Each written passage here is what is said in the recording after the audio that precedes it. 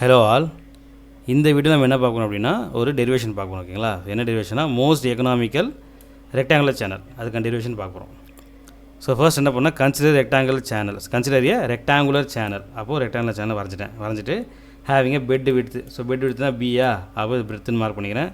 Carries water for depth of y. So ஒய்க்கு வந்து நான் வந்து ஒரு இந்த இதுக்கு தான் வாட்டர் இருக்குது, நான் அதை ஒய்ன்னு மார்க் பண்ணிக்கிறேன் டெப்த்து. ஸோ ஃபர்ஸ்ட் என்ன பண்ணால் vetted area. So vetted area என்ன சொன்னோம், வாட்டர் வந்து எது வரைக்கும் எந்த ஏரியாஸ் தான் டச் ஆகுதோ அதான் வெட்டட் ஏரியான்னு சொல்லலாம். கரெக்டாக? அப்போது ஏரியா கூட நமக்கு தெரியும் பிரெத் இன்ட்டு டெப்த், அப்போ பி இன்ட்டு ஒய். இது ஒரு ஈக்குவேஷன் வச்சுக்கோங்க. ஸோ வந்து இப்போ area equal to B into y கண்டுபிடிச்சிக்கோமா. நமக்கு பிரெத் வேணும் அப்படின்னு என்ன பண்ணோம், பிரெத் இஸ் ஈக்குவல் டு பியை இங்கே வச்சுக்கிட்டு இந்த ஒய்யை வந்து டெப்த்தை இந்த பக்கத்து டினாமினேட்டர் கொண்டு போயிடலாமா. அப்போ B is equal to A by y a அப்படின்னு போட்டு இது வந்து ஈக்குவேஷன் 2ன்னு வச்சுக்கோங்க. அடுத்து பெரிமீட்டர். ஸோ வெட்டட் பெரிமீட்டர்னா பெரிமீட்டர் நமக்கு தெரியும். ஸோ இந்த பக்கம் என்ன இருக்குது, இந்த பக்கமும் ஒரு ஒய் இருக்கும். அப்போ இந்த பக்கம் ஒரு y plus breadth plus y, அப்போ y plus B plus y. So 2 y இருக்குது, அப்போ பி ப்ளஸ் 2 ஒய். இதுதான் பெரிமீட்டர். இது ஈக்குவேஷன் 3 வச்சுக்கோங்க. இப்போ நான் சப்ஸ்டியூட் ஈக்குவேஷன் 2. எது ஈக்குவேஷன் 2, இந்த பின்றது B is equal to A by y தான் ஈக்குவேஷன் 2. ஈக்குவேஷன் 2 இன் ஈக்குவேஷன் 3 இதை தூக்கி இங்கே சப்ஸ்டியூட் பண்ணுறோம் இந்த இடத்துல. அப்போ B is equal to A by Y plus 2 ஒய்னு ஆகிடும். இது ஈக்குவேஷன் 4னு வச்சுக்கோங்க. ஓகேவா?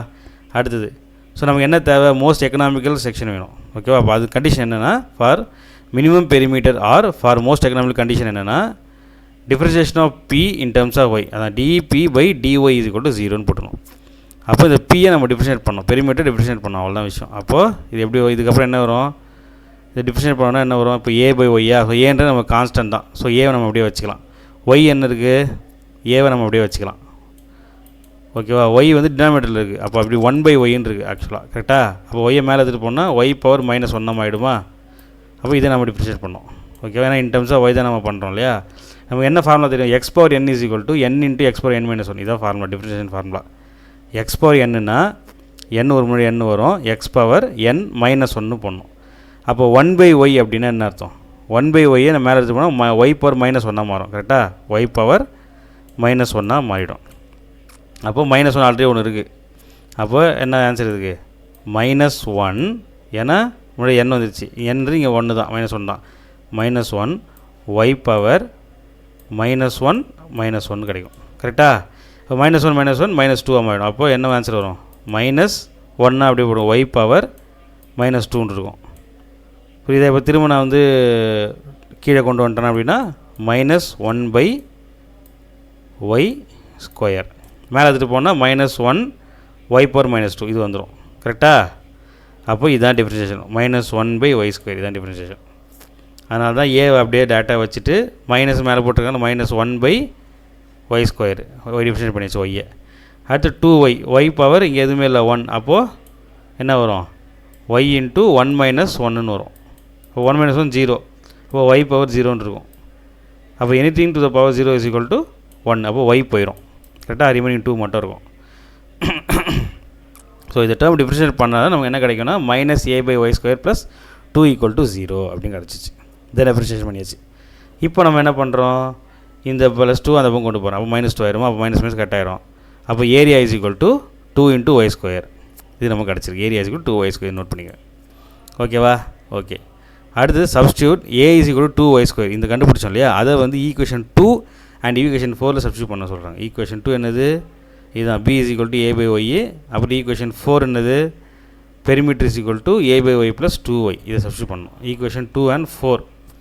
அப்போ breadth is equal to equation 2 வந்து breadth is equal A by Y. So ஏன்னு 2 ஒய் ஸ்கொயரா அங்கே சப்ஸ்டியூட் பண்ணுறேன். அப்போ ஒய் ஒய் கட் ஆயிரும். Breadth is equal to 2 Y கிடச்சிச்சு. இல்லை ஒய் நமக்கு வேணும்னா Y is equal to B by 2 இப்படி எடுத்துக்கலாம். இது ஒரு ஃபார்முலா. அடுத்து ஈக்குவேஷன் 4. ஈக்குவேஷன் 4ல் என்னது, P is equal to A by Y plus 2 Y தான் ஈக்குவேஷன் 4. இதில் ஏ என்னது 2 ஒய் ஸ்கொயர் சப்ஸ்டியூட் பண்ணுறேன்.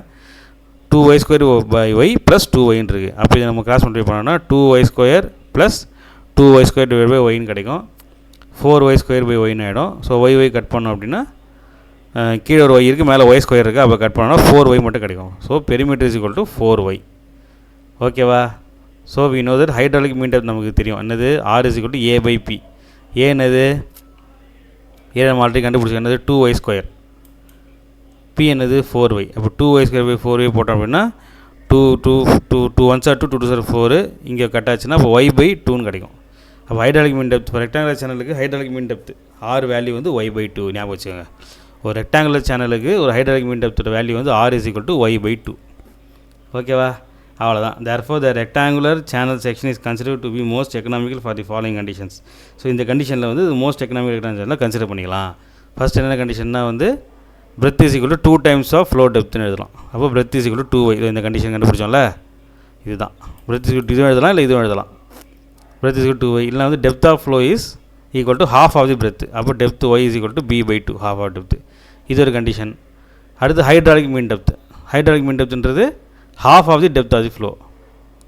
தானே டெப்த்னா ஒய்ஏ, அதில் பாய் தானே y/2னா அதில் பாய் தானே. அப்போ r is equal to y/2. அவ்வளோதான்.